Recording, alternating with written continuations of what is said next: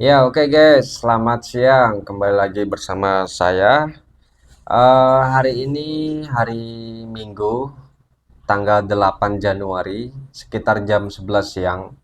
Ya, hari ini kita akan membahas saham dari sektor semen ya guys ya. Kenapa saya bahas ini? Karena memang sektor itu kan berputar ya. Misalnya tahun kemarin itu adalah batu bara. Nah, harusnya sih setelah batu bara itu sektor yang akan manggung itu adalah sektor properti dan juga semen kayak gitu ya.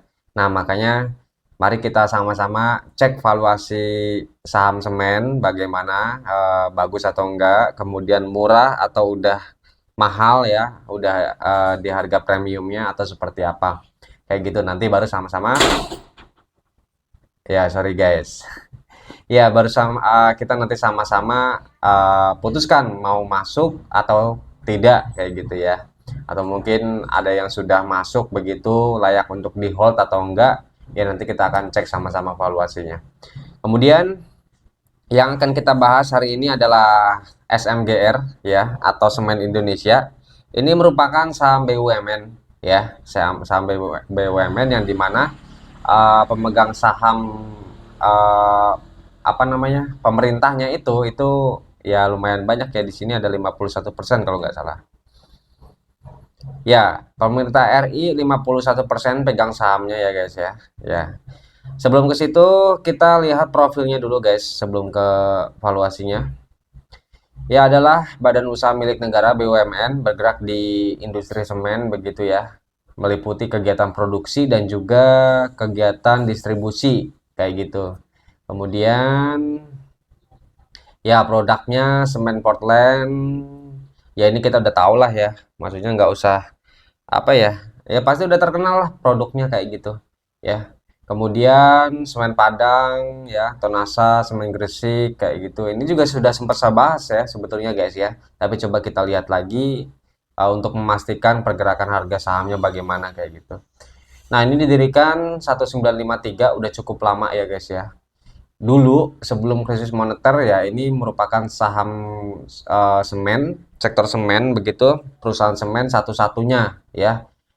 Swasta itu nggak ada guys dulu sebelum krisis moneter, tapi setelah krisis moneter masuk di tahun 2000-an kayak gitu, perusahaan semen swasta itu sudah mulai ada kayak gitu. Holcim ya, Indosemen kayak gitu juga udah ada. Jadi memang apa ya, udah ada saingannya gitu loh kalau sekarang ya. Tapi kalau dulu itu bahkan si semen Indonesia ini itu bisa memonopoli harga. Artinya harganya dia yang tentukan sendiri. Ya kenapa bisa begitu? Ya karena memang nggak ada saingannya guys ya. Jadi dia bisa menentukan harga sesukanya dia. Tapi kalau sekarang kan sudah ada saingannya.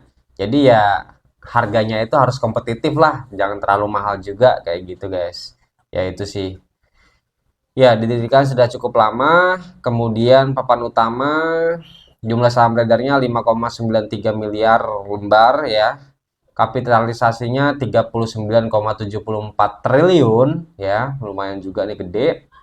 Ya, saya menggunakan patokan apa yang sudah dikeluarkan Bursa Efek Indonesia begitu ya.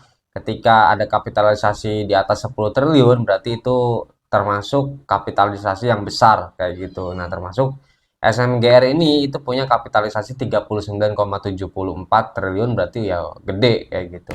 Nah, pemegang saham pemerintah RI 51%. Nah, di sini nggak ada publik ya yang beredar di masyarakatnya. Cuman saya dapat di datanya di apa namanya, Stockbit begitu.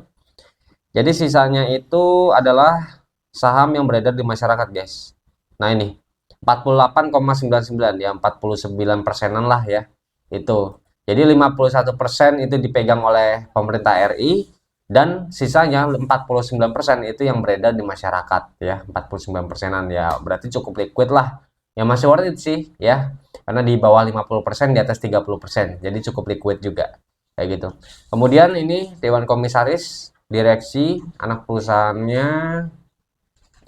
Kita lihat income-nya, memang income-nya sendiri atau pendapatannya itu didapatkan dari sektor semennya, penjualan semen ya, penjualan dan juga produksi semennya kayak gitu.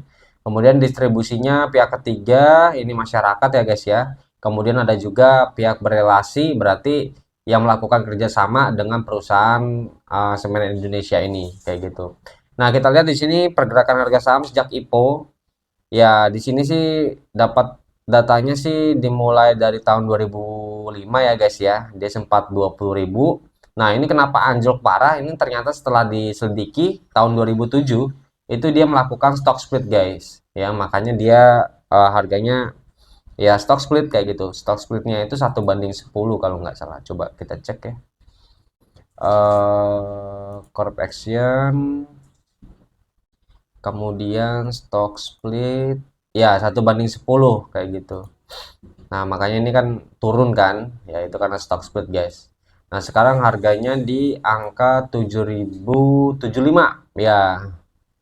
7.075 kemarin naik 5%-an ya, lumayan juga deh. Kemudian kalau kita lihat 5 tahun terakhir, ya masih cenderung downtrend sih guys ya. Di 2019 dia mencapai peaknya 14 ribuan kayak gitu. Ini setelah stock split ya guys ya. Oke, langsung aja kita lihat key statnya.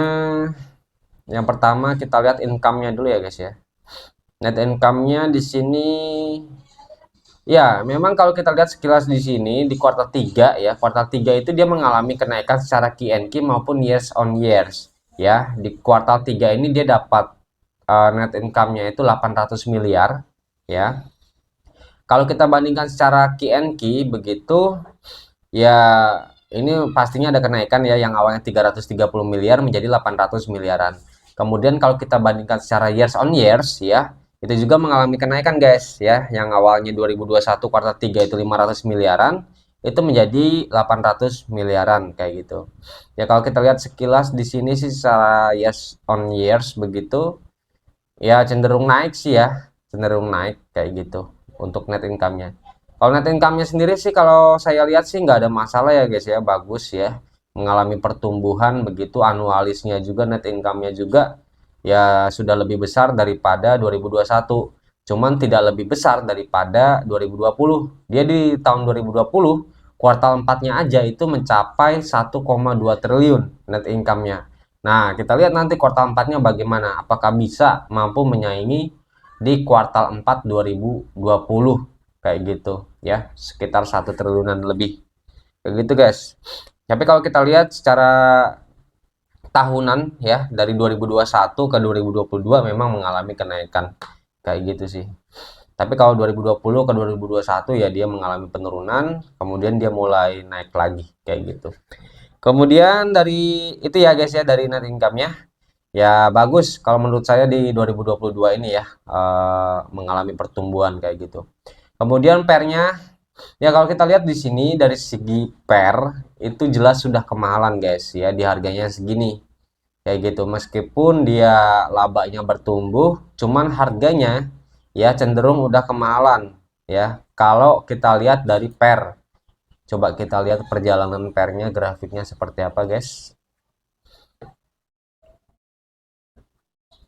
Kita lihat Honda chartnya 1 tahun terakhir ya, pairnya sih turun ya guys ya. Pair paling gede itu justru di Oktober kemarin itu sempat menyentuh 27 pairnya, 27 kali. Pair terendah 1 tahun terakhir itu di 17. Kalau kita lihat 10 tahun ada nggak datanya ya, ini ya paling kecil 11 ya guys ya pairnya ya. Bahkan di sini dia menyentuh, ya menyentuh 9 guys di sini. 10 ya, 10. Oke, pair terendahnya ada di 10 kali dan sekarang pairnya ada di 21 kali. Ya jelas nggak worth it sih menurut saya ya, kayak gitu. Ya dari pairnya nggak worth it. Kemudian dari PBV juga di atas 1. Mana PBV? Nah, ini di atas 1,29 ya, menurut saya udah kemahalan dari rasio pair dan juga PBV-nya kayak gitu. Tapi nanti kita lihat dividennya bagaimana ya guys ya. Itu kemudian kalau dari segi liability to equity-nya ya, utang-utangnya sih nggak lebih gede daripada ekuitasnya atau modalnya ya guys ya. Artinya ketika dia mau bayar utang pun sekarang kayak gitu udah jatuh tempo begitu dia bisa melunasinya kayak gitu. Ya ini bagus sih ya, utang-utangnya relatif rendah ya, tidak lebih besar daripada ekuitasnya atau modalnya. Kemudian ROE-nya, return of equity 6 persenan, ya menurut saya belum worth it kalau ekuitasnya ya.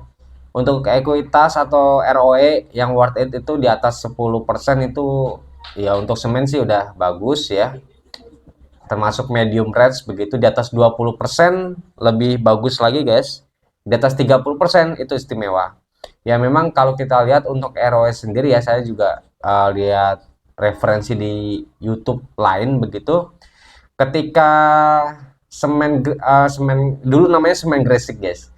Ketika semen Gresik atau semen Indonesia ini belum mendapatkan saingan kayak gitu, perusahaan semen swasta begitu belum ada, dia ROE-nya sempat menyentuh 30% kayak gitu guys.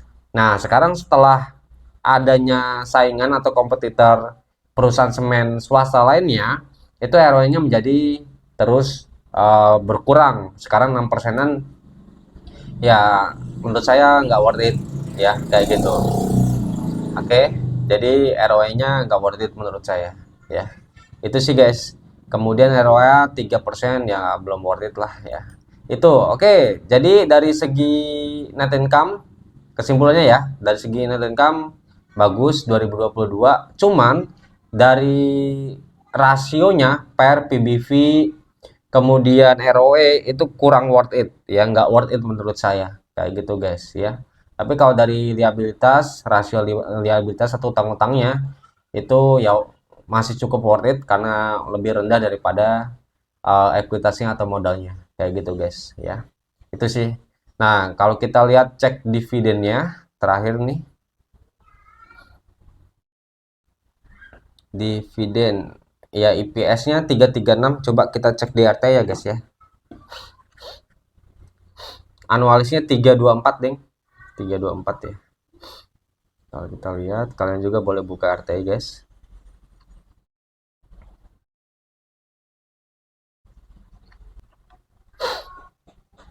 SMGR. Oke, SMGR di sini kalau kita lihat datanya di RTI itu DPR-nya 2019 10%, 2020 39%, dan 2021 itu 50% guys. Kalau kita coba hitung rata-ratanya ya,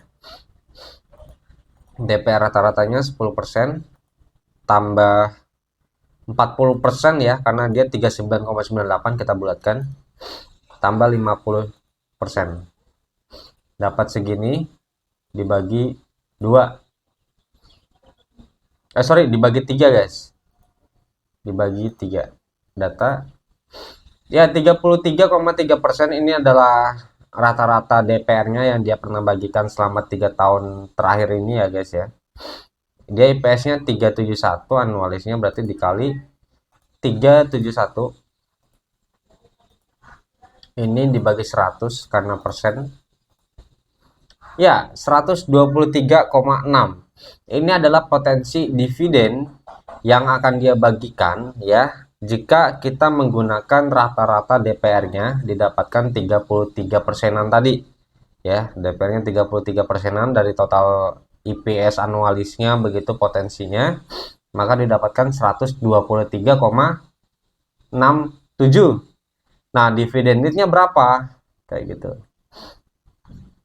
Dividen yield kita coba hitung, sekarang harganya 7075 guys, dibagi 7075 dapat iya 1,74% dividen yield. Ini worth it nggak di harga yang sekarang? Menurut saya nggak worth it ya. Kenapa nggak worth it? Ya kita kan mau cari return yang lebih gede daripada reksadana begitu ya. Ya apa ya, reksadana aja maksimalnya 4%, 5%, 6% kayak gitu juga masih ada. Tapi kalau returnnya cuma 1,74% itu ya menurut saya nggak worth it kayak gitu. Carilah emiten yang dividen yield-nya gede, kalau bisa di atas 10%, karena itu adalah cover ketika kita tidak bisa mengandalkan capital gain ya, kayak saat kemarin IHSG crash, saham-saham pada anjlok kayak gitu kan, kita nggak bisa manfaatin capital gain guys ya. Yang kita bisa manfaatin adalah dividen yield. Kalau dividen yieldnya gede, masih gede kayak gitu ya, return yang kita dapatkan selain capital gain itu yang nggak bisa diandalkan ya, dapat dividennya kayak gitu guys. Tapi kalau dividennya 1,7 persenan ya, di bawah 6%, menurut saya nggak worth it kayak gitu guys ya. Harusnya dia berapa sih harganya coba?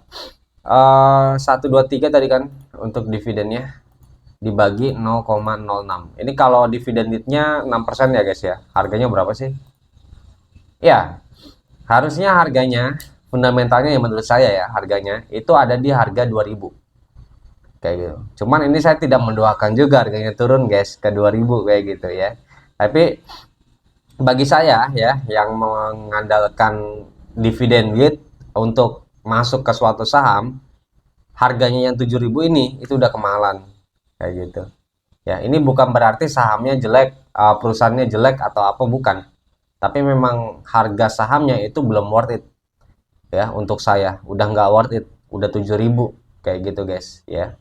Itu sih idealnya ya memang 2000 kalau menurut saya, itu pun juga dividennya masih 6 persenan ya, kalau dia bagiin DPR 33%. Coba kalau 50% berapa ya, kita hitung.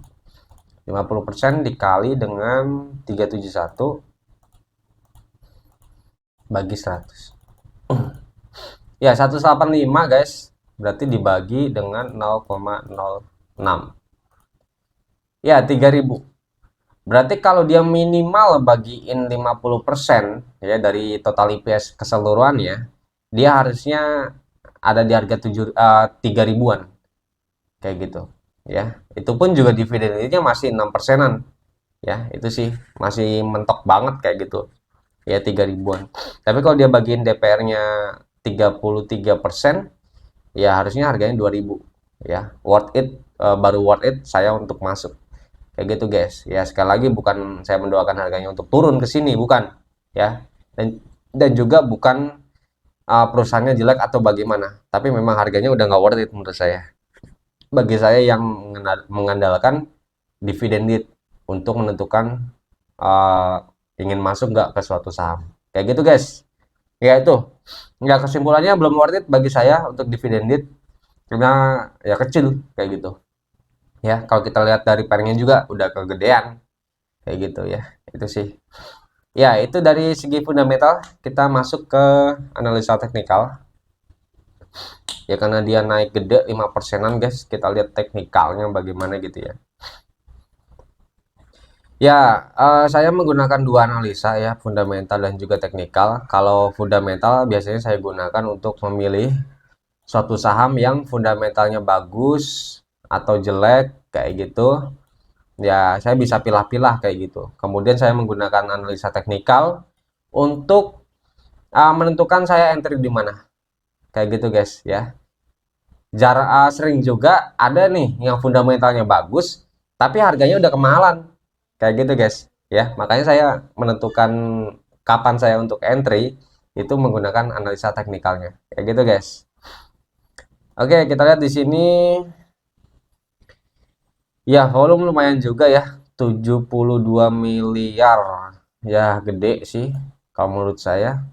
Kemudian MACD-nya ya, MACD-nya sih belum mengarah ke atas, cuman dia masih ya, MACD-nya sih ya ada kemungkinan dia besok naik sih guys. Kenapa? Karena MACD-nya udah mulai melandai ya setelah ada penurunan MACD-nya.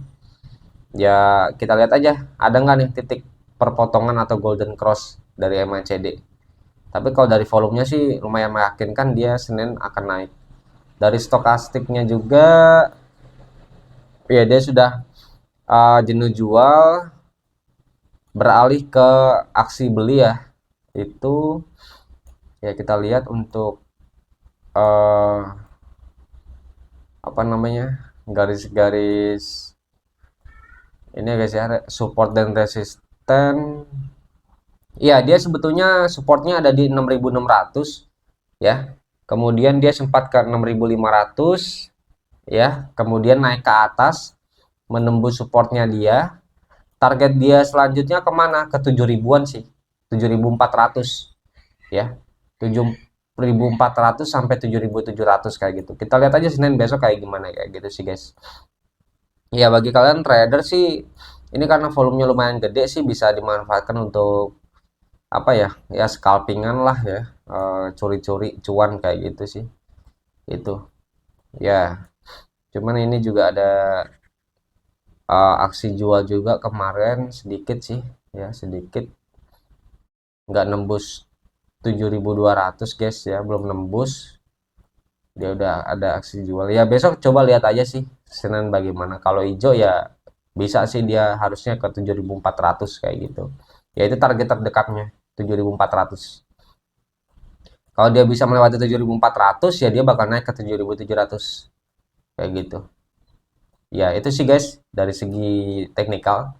Ya, kesimpulannya dari segi fundamental memang tidak menarik ya guys ya, karena dividen yieldnya kecil kayak gitu, meskipun dia labanya bertumbuh di 2022 ini, tapi harganya udah kemahalan kalau dari sisi fundamental.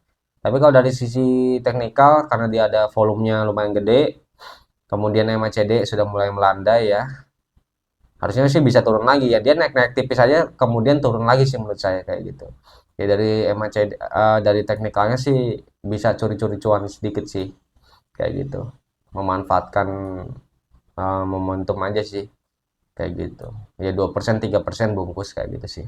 Itu sih guys ya dari segi teknikal dan juga fundamental. Jika video ini membantu, jangan lupa untuk subscribe, like, dan juga komen. Sampai jumpa di lain waktu. See you semua, bye.